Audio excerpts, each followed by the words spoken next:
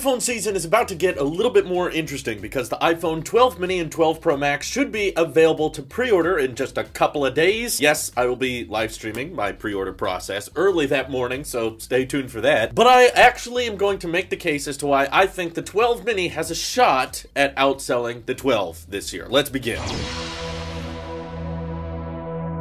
So yeah, it's not a super common trend. I've seen a lot of people been arguing about why Apple and, of course, Quo are expecting the 6.1-inch iPhone 12 to sell the best because, I mean, for one, there's no suffix. It's just 12, like that's the default. That's the one that's been available to pre-order for the past few weeks. Definitely a lot cheaper than the 12 Pro, though shockingly, sales statistics are saying that the 12 Pro actually sold a bit better than people were expecting, which I'm surprised by because so many YouTubers right now are telling you not to get the 12 Pro, including myself, but outside of that, I'm still sure the regular 12 is selling better, and they probably have much more supply for it, so that's why ship dates aren't slipping as much as the 12 Pro. But the 12 mini sits at a very, very interesting position that we haven't really seen in previous iPhone lineups before, because in some older years, typically the newest iPhone that is a bit more affordable typically ends up selling the best. You know, the iPhone 6 outsold the 6 Plus, the 6S outsold the 6S Plus, so it did change and get a little bit more interesting way back in 2016, because that's when the iPhone 7 Plus actually started to outsell the 7. Now, there were a lot of advantages with going with the 7 Plus over the 7 partially. The first time the iPhone had a dual camera on the back, it had that telephoto lens and portrait mode. Also, a way longer battery life, a larger display, and it's hard to know exactly what were the driving features encouraging people to go with the 7 Plus over a 7. And in more recent history, we've of course seen the iPhone XR and the iPhone 11 sell like hotcakes, with the 11, of course, sitting at that very comfortable $699 price point, and that appears to be the most common smartphone flagship price. It's $700, which is right exactly where the 12 mini is sitting. Difference this time around, though, is that going with the 6.1-inch iPhone, the larger variant, for $100 more, does not warrant any additional camera features. You got the same ultra-wide, you got the same low-light sensors, you've got the same video-supported formats. 12 and 12 mini have identical cameras, which is different from years prior, where a camera was a bit of a compromise, and it often showed that people were willing to spend more money if they could get a better camera. Now, the biggest differences between the 12 and 12 mini, which I'm still sure are going to be two of the best-selling phones globally this year. The only difference between the two is, of course, the size, and with the 12 mini, you have to compromise quite a bit on battery life. Now, it's still going to be better than phones like the iPhone SE, so it's not, like, incredibly bad. I still think the 12 mini will easily get you through the day on a single charge, but still several hours worse than that of the 12, which really comes down to the person, but our market's going to want to spend an additional $100 just so they can have a few more hours of battery life and a larger display. Kind of hard to know. On one hand, I could argue that best-selling phone for the past few years has had a 6-inch display or higher, so Apple has seen tremendous success in the 6.1-inch department, so at $100 more, okay, it's a little bit more expensive, but with the great new Super Retina XDR display, the updated design language. I mean, the whole reason no one's recommending the 12 Pro isn't necessarily because it's a bad phone, it's mainly because the 12 is just too dang good at $800. So why would anyone spend the additional money to get a 12 Pro when the differences are so minor? That 12 is just too dang a good deal. So I still think it's gonna sell really, really well at that 6.1-inch form factor, but now the test of the market really comes because we get to find out, do people really want the 6-inch display? Or in years prior, were people really only buying bigger phones with bigger screens because typically the bigger screen had a better camera, which proved to be very important, and also a bigger battery. And way back in iPhone 7 days, the battery life of something like an iPhone 7 struggled to get a lot of people through the day, whereas now something like the 12 mini is still miles ahead of where the iPhone 7 was and will likely last you throughout the entire day. I'm still rocking the 12 Pro currently, and while the battery life is a bit worse than the 11 Pro Max, I can still confidently say it easily gets me through one day. In fact, a lot of the time I'll end the day with around 40–30%, which is still pretty good. I would say an average of 7 to 8 hours of screen on time, depending on what you're doing. And surely the 12 mini isn't going to get that, but are you guys, the consumer, willing to save yourselves $100 in order to just have to charge your phone a little bit often? Maybe during the pandemic and more people working from home than ever right now, battery life isn't as big as a concern as it used to be. And while we do have evidence on one hand that bigger phones in that 6-inch form factor have sold really, really well, there's also an argument to be made that smaller phones have been neglected, and because so many Androids and so many iPhones have just gotten bigger and bigger and bigger, to the point that there's a lot of people that haven't upgraded yet because they're comfortable with the size of the phone they have currently. They're used to their old iPhone 5S, or they're used to their old iPhone SE first generation, and that's what they're comfortable with, and they don't want a phone that's gigantic and way bigger than that. So the 12 mini has their focus, and maybe this will be the super cycle a lot of people were not anticipating, just because phone companies have been neglecting the portable, very compact smartphone market for so long. And now finally that we can have a phone with a high resolution display, great color accuracy, great nits, great brightness, and also an amazing camera, great for low light photography, great for video, and fastest processor in a phone, and of course 5G if you care about that. All of that at $699, and the only thing you have to put up with is a slightly smaller form factor and slightly worse battery life. I'm gonna go ahead and say it, and I'm fully aware I could be wrong on this. I'm wrong on lots of things, so there's not a huge reputation to uphold here. I think the 12 mini could end up outselling the 12. I'm not saying it'll outsell it by a lot. If anything, I think the 12 and 12 mini are actually gonna be pretty neck and neck, but simply from the lower entry-level starting price and the fact that it has a lot of similarities with the rest of the 12 lineup, are you really missing out with that much by going with the mini? And I mean, that additional $100, that can grant you tons of extra storage, and if you're worried about battery life, I'm almost positive that Apple has MagSafe supported battery cases in the works that are likely going to slap onto the back of the 12 mini very easily and likely cost somewhere around $100. So maybe you get really comfortable with the smaller form factor, and you know, one-handed use is way easier, but you're still getting all these great camera benefits. And if you're concerned about battery life, then hold out for a battery case, which will likely be available in the coming months and likely work very seamlessly in the background. Or you can spend that additional $100 on extra storage or extra accessories like the 20-watt charge brick, which isn't included. I don't know, I just think that that $699 price point is going to be really, really tempting to a lot of people, and we saw the iPhone XR sell pretty well at $750, but then of course iPhone 11 sold even better at $50 cheaper at that $699 price point. But now that they're jumping from $699 to $799 on the 12, I'm not sure. I think at that type of high price point, especially when unlocked, it's actually $829. A lot of customers may see that as too much of a stretch and not enough features over the 12 mini, because if people are going to Apple stores and comparing the two, they might just think, okay, this one's nice, how much is it? Ooh, okay, that's a bit more pricey than I was expecting. How much is this one? Oh, that's more reasonable. And all I have to do is put up with the smaller display, which, you know, I think I could get used to. It's still a nice screen, it's still edge to edge, still got very thin bezels. And before some of you freak out about the reports that the 12 mini is limited to 12 watts of MagSafe wireless charging, don't worry, it's only because the battery is smaller, okay? You don't need 15 watts of power going into the phone to get those insane charge rates that we're experiencing with our 12 and 12 Pros right now, because the battery is much, much smaller. So if anything, I think this should be listed as a perk, because it means that even if you're using MagSafe on non-20 watt charge bricks and you're using MagSafe with an 18 watt brick or a 10 watt brick or whatever, you'll still be able to get a faster charge on your 12 mini because the battery is so tiny. So if you're thinking that's a downgrade with the 12 mini, it's not. You're still gonna get the same charge rates and with cheaper accessories. So that's a perk, if anything. And I'm very excited to try it out myself, which is why I'm definitely pre-ordering one. I'm not sure if I'm gonna end up keeping it. It'll depend on if I can get comfortable with the smaller display or not. And if I don't end up keeping it, yeah, I'll just settle with the gargantuan 12 Pro Max, which I'm also excited to try out with their new camera sensors. But what are you guys most excited for? And what are you pre-ordering in the next couple days? In case you needed a reminder, the pre-orders go live this Friday at 5 a.m. Pacific Standard Time. And yes, I'll be live here on YouTube to pre-order along with you guys. So this is your Alp Sheep here. I'll see you in the next one.